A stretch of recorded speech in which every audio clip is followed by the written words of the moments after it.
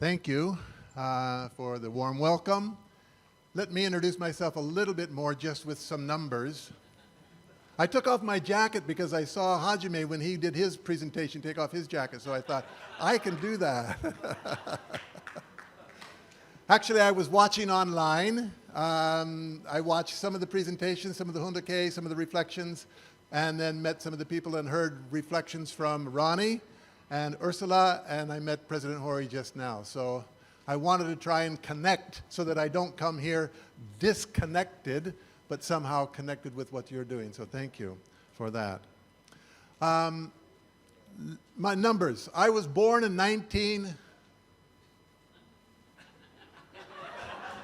I forgot.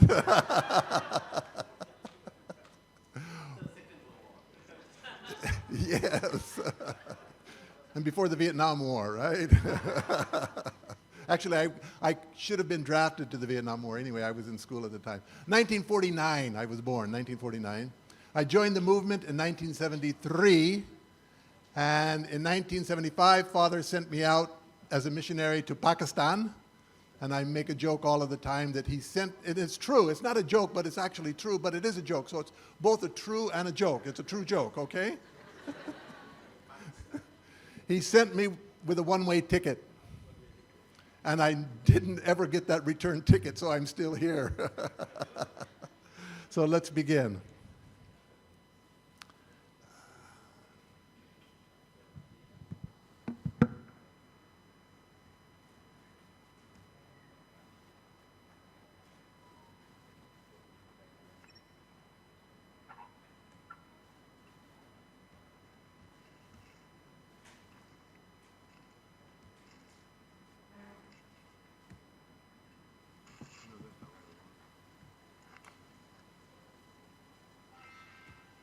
Okay, that's what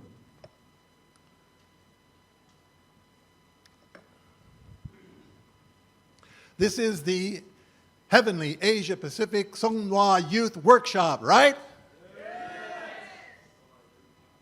That's their problem, not mine. What's happening here? Your screen sharing is paused. Why is that? How do I unpause it? I've never seen that before.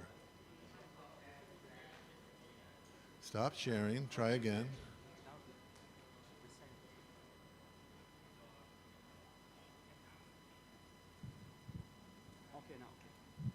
But anyway, I wanted the other one. That's okay.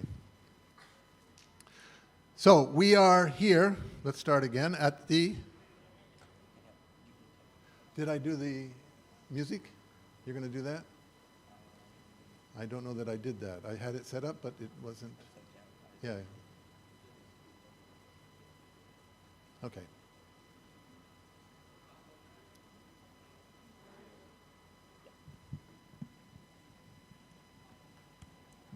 Okay, great. Third time, we are at the Heavenly Asia Pacific Songhua Youth Workshop. Becoming light of the world with a filial heart towards heaven. And why is this not working? Why is this not working? It won't advance.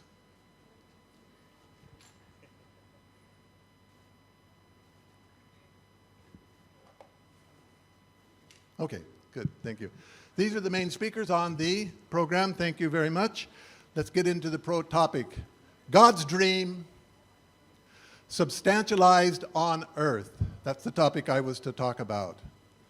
So I looked up the phrase, two-word phrase, God's dream, in Mother's memoir, Mother of Peace. 4 times these two words are put together in Mother's memoir. God's dream. So the first time, Mother talks about her own mother. And she says that her mother started a business and she was selling food, but she never ate the food that she was selling, and almost starving to death in 3 months, never made a profit, but was determined to continue. She ate kimchi broth, the tips of pine needles, and peanuts. And True Mother saw this and this determination, and she said her mother got this determination from God's dream. So that's the beginning point. She said, my mother persevered unconditionally at that point. The second time this is mentioned is true parents' work in America. And at that time, father and mother came to America, and they wanted to start a revolution of the Christian culture. And I know that most people do not come from a Christian culture, and I lived in a non-Christian culture for a long time. And I heard many people kind of complain, and it's a fair complaint, well, Christians come here and they want to compete and conquer and convert. And that's true for some Christians. But that's not true from God's perspective. God needs a principle, one central point that he can work through and give this blessing to everyone. So that is Christianity. It's not to compete and conquer and convert, but to share God's love, God's principles, God's ideal, the history of restoration, so that others can be connected to God. Please understand that. The third point, Mother talks about God's dream in terms of God's only begotten daughter. And this is what Mother said. One with his, true Father's bone and flesh, with his thoughts, mine, and my thoughts, his. I give my entire mind and body to practice love for the sake of God's dream. I have walked this exhausting life silently as the one called to bring the human family together as the mother of peace, to heal the suffering planet as the mother of the universe, and to bring joy to our heavenly parent as his only begotten daughter. And a true mother is emphasizing the importance of their blessing together. This is the Chanel Sanctum. And I've heard complaints from people that say, well, mother is just promoting herself. This is not true. This clear, look what is happening. This is true parents' pictures. 7 pictures of true father's life, 7 pictures of true mother's life. Some people say, well, mother is just disregarding father. This is not true. Mother is honoring their marriage together and her 52 years with father, fulfilling God's dream. The last time Mother talks about God's dream in her memoir, she talks about the IAYSP, youth and students. She said, God's dream, this is the highest heavenly purpose for young people. You need an indomitable spirit, unconquerable. You need a never yielding to difficulty attitude. Loyal citizens of Chanel Guk, filial sons and daughters, owners of the future. This is God's dream that Mother talks about. Let's read her own words. We are creating the future of God's kingdom of Chanel Guk to fulfill God's dream. Like Joshua and Caleb, like the Swiss Army. The IAYSP must serve the highest heavenly purpose at this time. Highest heavenly purpose. With an indomitable spirit. Never yielding to any difficulty. IAYSP members stand in the position of loyal citizens of God's kingdom. Filial sons and daughters. They are true parents' pride and protectors of heaven's will. No matter what difficulty emerges in their time, such young people will meet those challenges and emerge victorious. They are the ones who own the future. This is Mother talking about you, the second generation. What great hope she has. So I looked up what a leader is. Melanie, was it Melanie who sang the song? Yeah, what did she say? There are followers and there are leaders, and there are disbelievers and people of faith, whatever it was. So I thought, because I'm talking about that. So I looked up in Forbes magazine, the most prestigious business magazine in the whole world, what is a leader? I thought they should know. And this was the article, the 4 most effective ways leaders solve problems. If you look it up, it's number 1 on Google, but it was 10 years ago. 10 years ago. But still, number 1 when I searched. Wow, okay. Leaders solve problems. It starts off by quoting Karl Popper. He said, all of life is problem solving. Guess what? If you've got a problem, welcome to life. If you complain about your problem, now you've got 2 problems. So complaint doesn't solve a problem. So how can you be grateful? Well, you have an opportunity to understand more, to contribute something. So we have to have even gratitude in the midst of difficulty. Mother embodied that. Then it talks about 3 types of people in any organization. Leeches, loafers, and leaders. I'll explain. You know what a leech is? Yeah, a leech sucks the blood from you. Yeah, they catch on and they suck blood. So leeches make problems. Some people are like that. A loafer does not mean a piece of bread or a loaf of bread. It means lazy. They ignore the problems. They don't care. And then there are leaders. They solve problems. So we talk about, there are leaders. So the most effective leaders, it talks about their transparent communication, break down silos, no individualism. The silo means just by myself, isolated. Encourage open-mindedness. And the 4th one is a solid foundational strategy. The first 3 are actually together, talking about one thing. Working together with people, relationships. This is the most difficult. In terms of leadership, this is 3 times the effort that you have to put in relationships, communication, break down individualism, and encourage open-mindedness. And I would encourage the second generation who are here, I will ask you, how well do you communicate with your parents? How often do you talk with your parents? This is really, really, really, really, really important. Why? If we look at the Bible, God created the creation, 6 days of creation. God made us in his image, gave us gifts of the 3 great blessings, gave Adam and Eve a commandment, do not eat, gave the commandment of leave, cleave, and conceive, the importance of marriage and family. So God was speaking to Adam and Eve. What did Adam and Eve say to God? They said, thank you. They said, what does this mean? Could you explain it? No, nothing. Adam and Eve said, according to the Bible, Adam and Eve said nothing. They were not talking to God.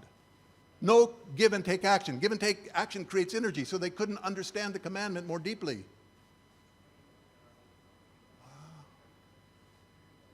This was the root of the fall. Lack of communication, filial piety, hyojung. You can call it whatever you want. Please, please. It's probably the most difficult thing in the world to do if you've not done it, but start. A simple conversation, and then build from there and make a commitment. Once a month I will talk, and then in a few months, okay, twice a month. But start talking to your parents. And if you can help another brother and sister, then please do. This is really important. It will give them the courage and clarity that they need in their life of faith. The solid foundational strategy. So we need a strategy to solve problems. Well, let's look at some of the bigger problems. Sustainable Development Goals of the United Nations. What is their strategy to solve problems? 17 sustainable goals. This is not a strategy. This is identification of the problem, which is important, but it's not a strategy. Well, how well does that work? Well, let's go on a track record. How well did the Millennium Development Goals work? What's their track record?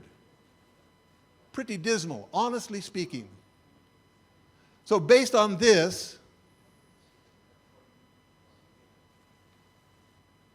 thank you. Based on this, how are they going to accomplish this? Wow. So who's going to solve the problems? Well, let's look at one successful model. Have you heard of Muhammad Yunus with the Grumman Bank in Bangladesh? Microfinance, have you heard of him? He won the Nobel Prize in 2006. His strategy was, let's start small. Do something you can do. Manage the things that you can manage. And he called it microfinance.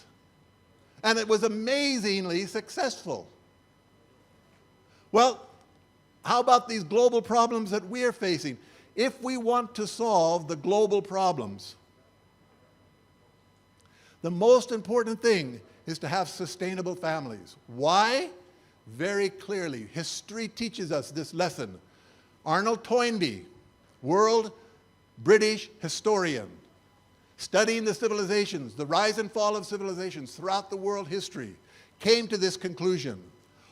Out of the 21 notable civilizations, 19 perished, not by conquest from outside, but by moral decay within. Wow.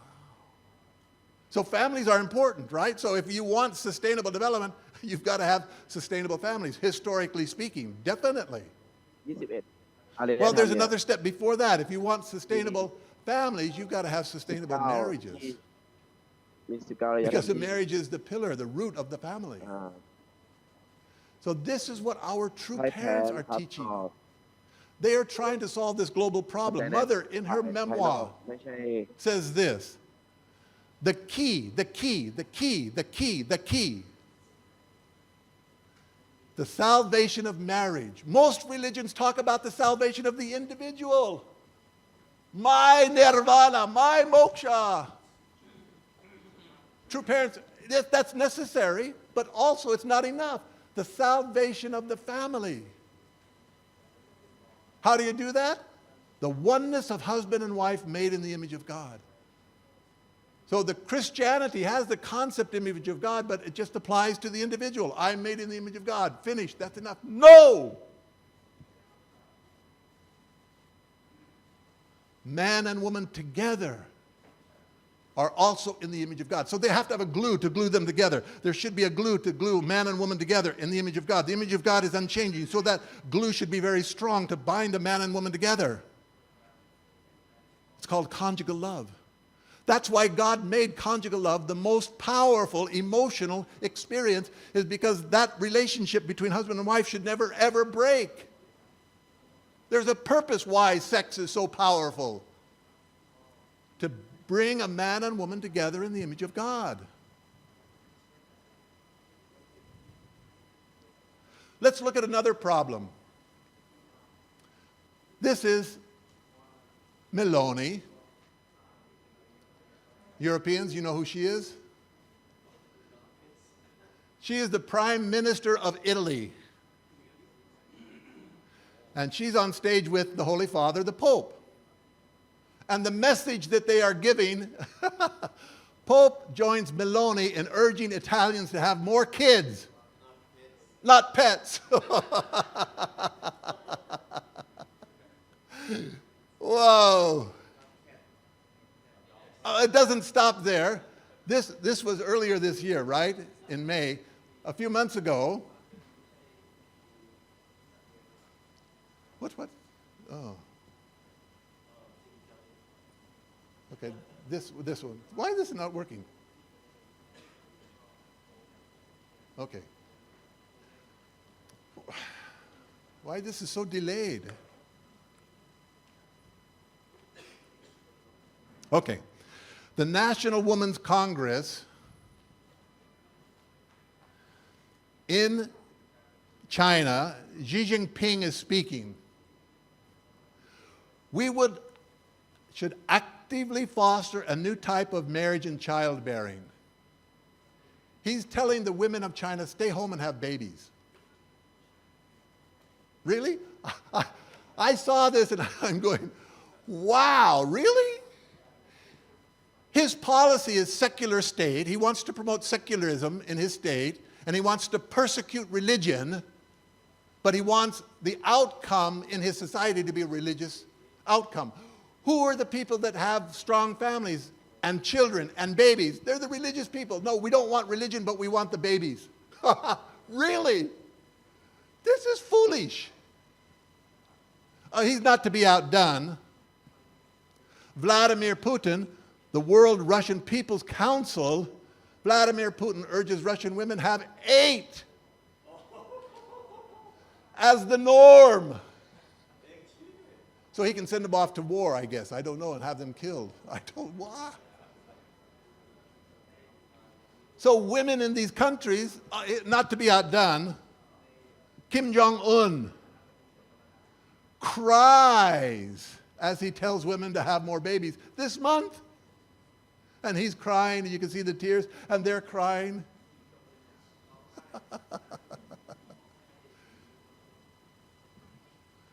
I'll show you the solution to the problem. You have the audio turned on?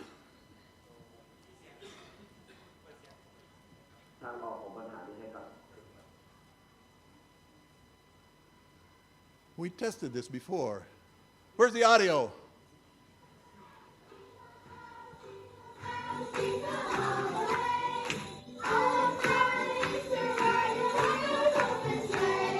Can you tell her?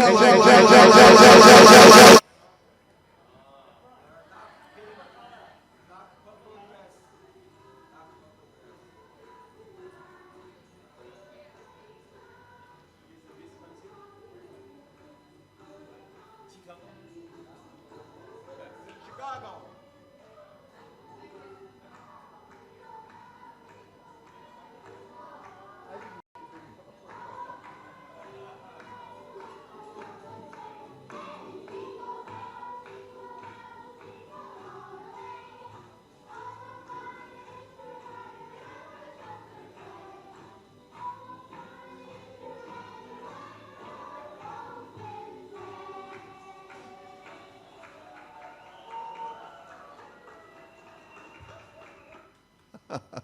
This is Chicago just a week ago.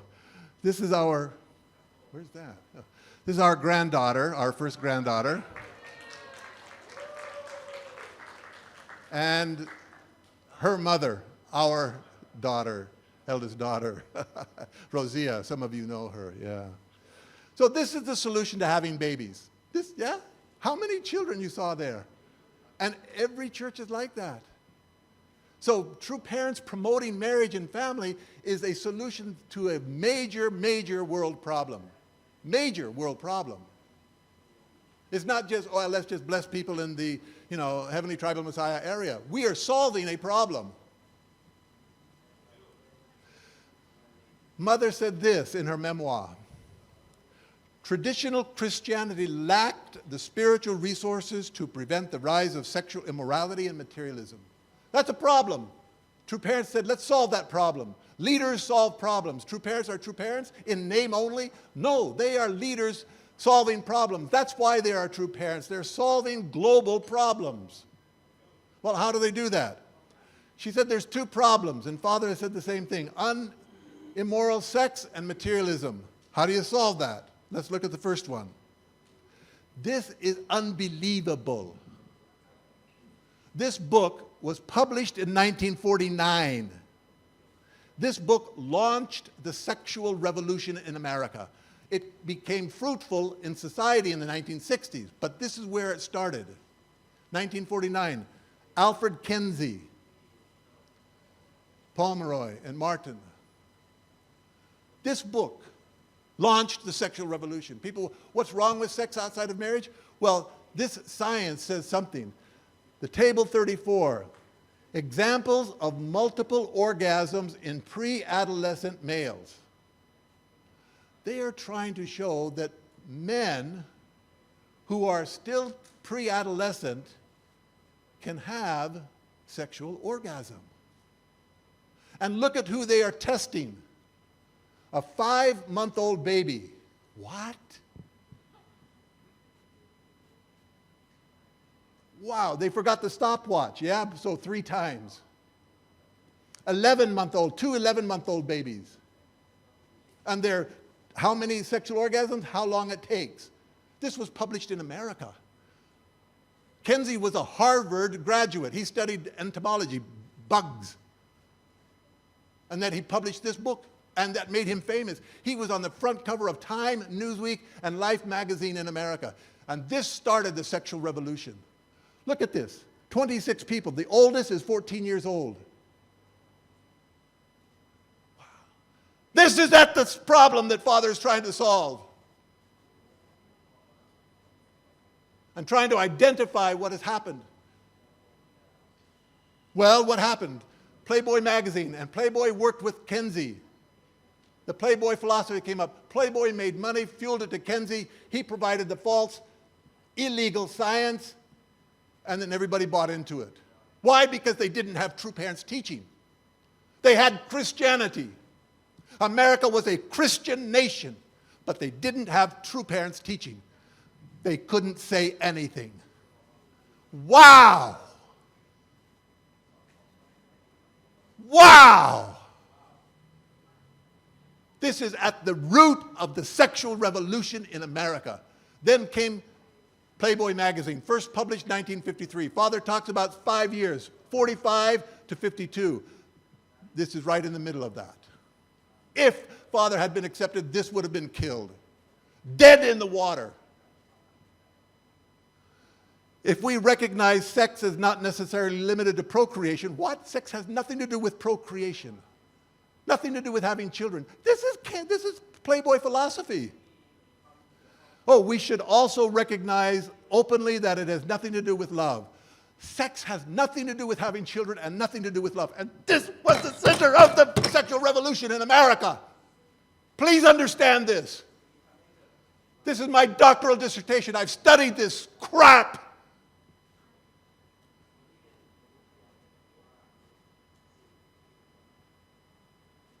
Where is it going?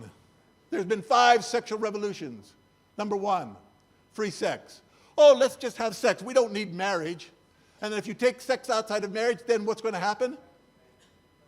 Couples will divorce. So that's the next revolution. Divorce revolution. And that happened. And couples divorce and children are hurt, then the children say, well, I don't even want to get married because everybody gets hurt in marriage and we can't depend on marriage. Cohabiting revolution. And this was the sequence. Study history. Then the same-sex revolution. And now we're into transgender revolution. And what's next? What's next? The pedophilia revolution. Oh, adults can have sex with any kid. At what age? Oh, parents can have sex with their own children. Oh, incest. Oh, what is happening? When are we going to get a voice to stand up? Who will give us that voice, that conscience? That's true parents. They are solving this problem, but the world is not listening. They just want to persecute. At the heart of the unacknowledged war on marriage is an attempt to demote marriage from a unique public commitment. Sex is private, marriage is public.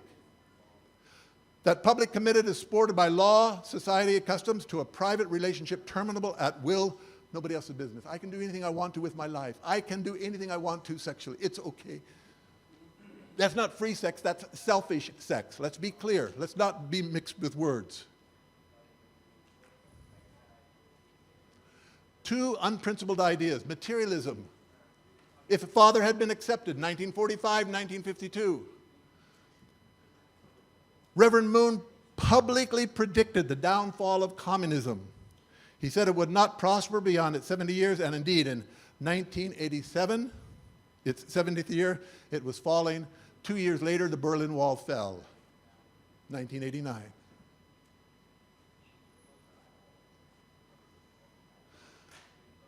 The headwing ideology founded and funded more activity for the peaceful assimilation of communism than any other individual in human history. Period. Solving problems. Global problems. They are my true parents. Communism wants to fuel resentment and justify violence. This is Marx's teaching. The communist should openly declare that their ends can be attained only by the forcible overthrow of all existing social conditions. We have to have violence. We have to have violence. Without violence, we cannot have our communist revolution. Really. And they want to overthrow the existing conditions, including the family. How do you say this word in German? Aufhebung. German. Abolition. Because it was written in German. Abolition of the family. Let's abolish the family. Let's abolish the family. What is your reaction? Well, it's okay.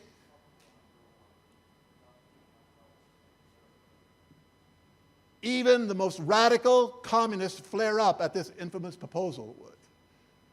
Wow. Even Marx was unsure if it would be accepted, but today it is. So let's look what Father is teaching. Individual live for the sake of the family for the community for the nation for the world for God. You've heard this. This is a solution. It's not just nice that they fit together. You have good character as a child. You become filial when you serve your parents, a good citizen to your community, a loyal patriot to your nation, global-minded in the world, and a son or God, a daughter. This is hierarchy. Communism said we don't want any hierarchy. Let's destroy all of the hierarchy. The business hierarchy, the owner and the worker, let's destroy it. Religion, the priest and the practitioner, let's destroy religion. The family, the parents and the children, let's destroy it. Let's destroy hierarchy. They said hierarchy is evil. Hierarchy is exploiting you. That's not true. That's not true. The beginning of hierarchy is right here, called filial piety. I honor my parents. Every religion teaches you to do that. In Christianity, it says honor your parents. In Buddhism, it says treat your parents like the East. In Hinduism, it says honor your father as God and your mother as God. Every religion says honor your parents. But communism says no. We want to destroy the family. We want to destroy the parent-child relationship. That is their agenda. That is their objective. That's what they want to do.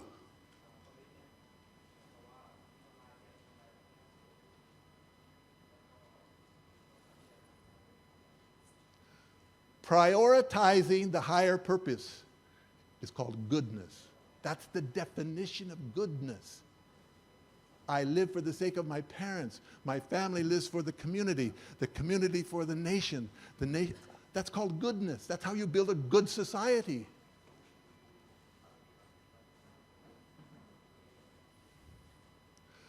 Why does the hammer and sickle exist on the communist flags? All of them. Do you know why? This is an ideology. Again, saying the same thing. Communism says the change of an ape into a human being was through labor. Not any kind of labor, social labor. And if you have society labor where you're working together, well, you need tools, you need language and your reason. And so the transition from ape to man is through social labor. Social labor changes animals into human beings. Wow, really? Really? In other words, when we are born, we have no value at all. We are not even human when we are born because we haven't done anything. It means also, if anyone does not participate in socialism, they're not even human. And we can kill tens of thousands. Cambodia, 3 million people. China, 100 million people. Why? This is why. This is why. Because they think, oh, they're not people. They're not participating in social revolution. They're not even people. We can kill them like an ant when we step on it. That's true. What does the Bible say? What does true parents teach? God made us in his own image. When we are born, we have value. Before we've done anything. When we take our first breath, we have value. We are in the image of God. That's a fundamental difference between these two ideologies. This is the 1945-1957. If Christianity had received me,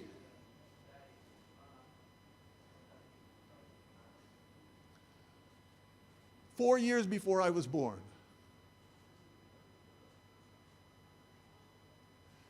If Christianity had received me, if, I would have united the world in 7 years. We should all be born in the kingdom of heaven. Through the blessing. What is the blessing? Addressing the issue of immorality, addressing the issue of secularism, addressing the issue of what is important the family is. And that would defeat the sexual revolution and defeat communism in that instant. Through the blessing, I would have opened the gates of both earth and heaven and realized the kingdom of heaven. But as I sought to restore the nation, Christianity, together with the rest of the world, opposed me. And he never gave up. That's the point. He never gave up. Okay, I'm persecuted. Okay, this doesn't work. I'll try again.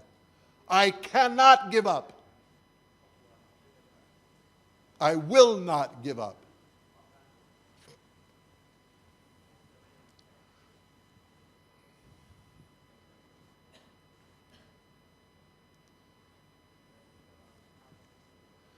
Two unprincipled ideas after World War II: secular immorality and materialism. Our true parents gave the antidote, solved the problems. They are leaders. Not just people to worship and bow down, but they are leaders. They are leading. They are solving problems. Absolute sex and living for the sake of others. Mother Moon, this is her first public address at a World Summit after the Songhua of True Father in 2003.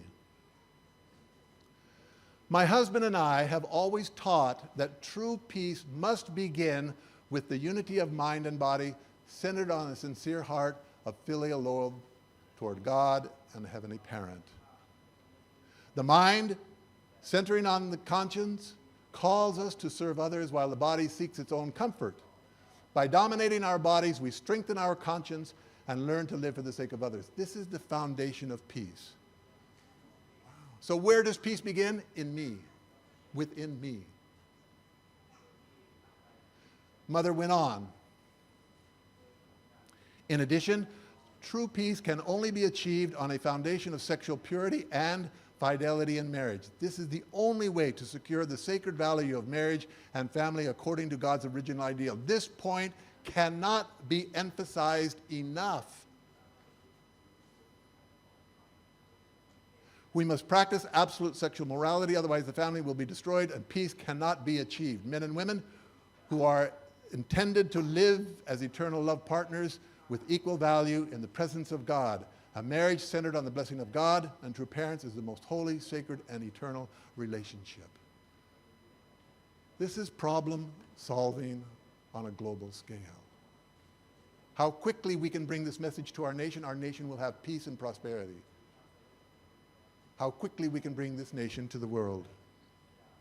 Two principles, the dual purpose principle, mind and body, live for the sake of others. And the second one, the pair system principle. This is it. It's that simple. These are the two main principles when you study the principle of creation that is talked about at the beginning of the divine principle. Two universal principles. The dual purpose and the pair system principle. Absolute sex. If you look at the Bible, there's a variety of sexual relationships. There's, in some cases, multiple wives. In some cases, there's relationships between, like in-laws and children like that. But I don't want to look at, all of that is the restoration. But if you look in the Bible, in the very beginning, in the creation, the Garden of Eden, there are two sexual activities that are permitted according to Genesis. One is celibacy, abstinence. Do not eat. Do not eat. And the other is eat. Leave your father and mother, cleave to your wife, and two become one flesh. So they're both there. So it's either you're celibate or you are married. That's it, according to the original context in the Garden of Eden. Only two. Only two. Only two. This is a second-generation child in the Philippines. Her name is Blessy Ramos. And she is a graduate of the Sunwa International Academy. And we had a program in the Philippines, in the northern part of the Philippines, and we had invited the mayor, the vice mayor, the governor. They came. We had 130 participants, religious leaders, academics, educators, administrators, NGO leaders, and youth leaders. There are 39 youth leaders in the audience. And she talked about her alma mater. I would like to share you a little bit because I think it's a wonderful story. She graduated from this school. And this is our school in Antipolo in the Philippines. Some of you will know. So in this school, it was started and established in 2002. So not a long time, but 2 decades. We can say 2 decades, 21 years actually. And they have about 500 students, K to 12. So they have the whole range of, primary and secondary education. And they've been established for 21 years. No teen pregnancy at all. Wow. No sexual diseases at all. The government of Antipolo came to this school, and we told them this, and they said, "How did you do it? How did you do it? This is what we want. We want this in our schools throughout the Philippines. How did you do it? It's big or small, it doesn't matter. It's successful. That's what we need to find. Not the size, but the success rate." They want to sign MOU with us in Antipolo. How did you do it? Teaching true parents ideas. Honestly, that's it. That's all we did. Very simple. This is what we did. Number 1, we built a culture of moral values in that school so that everybody is involved, not just the students.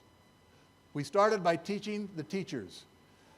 Everybody that comes to the class every year at the beginning of the year, all the staff go through principal education program. This year, what was it, Ronnie, 5 or 7 days?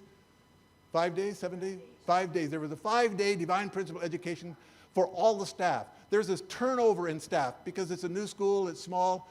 Teachers will come, they'll come and go. So every year, there's a 5-day or more divine principal education staff teaching true fathers' ideas. Everybody has to learn that because they have to buy into it. Next, marriage rededication for the parents. We heard they're having a Chunbo school, right? Something like that. Did you mention they're having a HTM school now? Wow, great, or HTM church or something. Well, this is an HTM school. So when the parents come to sign their children up, and most of the children are not unification, I think maybe 10%. Is it something? I don't know. Around 10% are unification or less, are members of the Unification Church. So 90% are not even members of our church. But the parents come and they want their children to go to this school. We sit them down and say, okay, can you also attend a Heavenly Tribal Messiah blessing? Can you be rededicated? Keep your own blessing. You're married, that's wonderful, but let's bring the marriage into our school. How? Let's get remarried again in front of your own children. And the education that goes along with that. And then what did we do? Well, we teach the students, and we set a policy, no boyfriend, no girlfriend, and we tell them why. This is success. It's not difficult. Education, teaching true parents, because true parents teaching solve problems. If we teach true parents, we'll solve the problems. This is proof. This is proof. It works. The government wants this. Every government would want this. If we create division by insisting that our own religion is the only path to salvation, this arrogant ism that permeates many religions, and most of them because we're fallen people, so we bring our fallen nature into religion, we go against God's desire. People should put their family first. And this is the conclusion of my presentation. So usually we want to put my religion is first. Oh, it's most important. Oh, I'm a Buddhist, I'm a Hindu, I'm a Muslim, I'm a Christian, I'm a Sikh, I'm a Jain, I'm a Confucius, I'm a Zoroastrian. My religion is most important. Father said, no, no, no. That's not correct. Look, people should put their family first. It's that simple. Education. So it's priority. It's not choosing one or the other. Should I choose my family or should I choose my religion? You need both. You need both. So it's not a choice. It's a priority. And also when we look at this, young people, this is the end of the year. Tonight you'll have a very special closing session tonight. Internationally, we will collect and gather together internationally tonight. I suggest that you seriously bring this to God. It's not a choice, should I join the Unification Church or should I join the secular life? No, it's not either or. It's not that. It's not a choice. It's a priority. You need both. You need the Unification Church and you need secularism in your life. But what is your priority? Well, I think, I don't know, but maybe 99, I don't think you can have 100% church and ignore the society because you need something. You need to buy clothes and eat and, things like that. But let's say something. And more than 51% for sure. And start off small. Okay, maybe I'll just do 55 or 60%. But I'll give priority to the church. And then you need to follow your secular life also. When I went out in 1975, when I joined the movement, I was at the university. And I was a senior at the university, and I was about 6 months away from graduating from university, and I met the movement. And I left the university. That's our first generation. You guys don't have to do that. Thank you. You guys need to do well in school and get in society and bring these ideas in the different areas of society, whatever is your passion. But then we were asked, to give up. So I willingly, yes, I gave up. I never regretted that. 6 months away from graduating. My mother, don't do that. You have 4.5 years of college, 6 months away and you'll graduate. Don't just graduate. She said, graduate, take that diploma, put it in your back pocket, then do whatever but just graduate. That was her advice to me. I said, no, no, no, no. I had feeling in my heart, this is so important. So important. I want to support true parents. I want to support them with my life. And so I left college. And I never graduated from would have been my alma mater, the University of Utah in Salt Lake City. That's where I grew up. But Father God looked at me and said, well, you've made this sacrifice. I'll repay it. And I got to go to UTS. I got my master's degree. And I got to do a doctoral degree at the University of Bridgeport. And sometimes I think Father started that University of Bridgeport, Providence only for me. I know that's kind of selfish, and I know that's not true, but that's my feeling. Oh, Father loves me so much that he would start an entire university, and then he gave me a scholarship to go there, and I could go to the University of Bridgeport and get my doctoral degree. I know it's not true, but I have that feeling in my heart. My parents love me so much, and I know they would want to do that if they could. So we have the true parents of heaven and earth. We have our beloved true parents. They are leaders. They are solving the problems. Let's work to support them with our whole heart. Thank you very much.